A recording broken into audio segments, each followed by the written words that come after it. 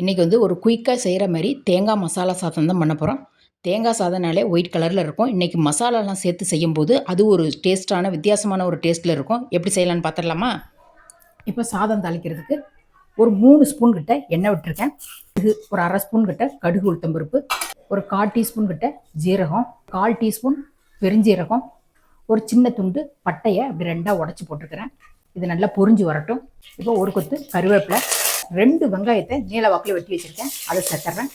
வெங்காயம் வந்து நல்ல லைட் ப்ரௌன் கலரில் செவந்து வர்ற அளவுக்கு நல்லா வதக்கி விட்டுறலாம். 1 ஸ்பூன் கிட்ட இஞ்சி பூண்டு பேஸ்ட்டு, அந்த இஞ்சி பூண்டோட பச்சை வாசனையும் போகிற அளவுக்கு நல்லா வதக்கி விட்டுறலாம்.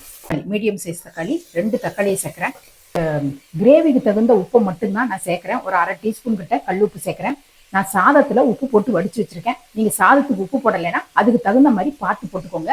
இதை அடுப்பை வந்து நல்லா மீடியமாக வச்சு இந்த தக்காளி வந்து நல்லா குழஞ்சி வரணும், அந்த அளவுக்கு வதக்கி விட்டுறலாம்.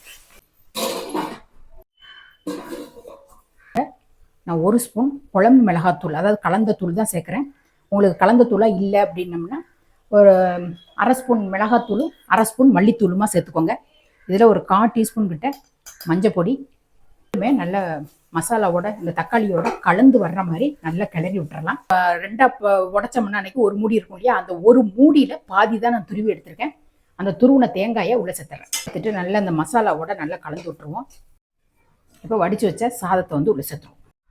இது நல்லா ஒரு கைப்பிடி அளவுக்கு நல்லா கொத்தமல்லியை மேலே தூவிட்டு மசாலாவோட நல்லா கிளறி விட்டுறலாம்.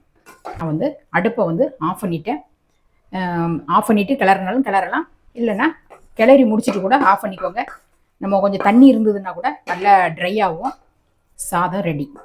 நீங்களும் ஒரு தடவை ட்ரை பண்ணி பாருங்கள். எப்படி இருந்ததுங்கிறத கமெண்டில் சொல்லுங்கள். நன்றி, வணக்கம்.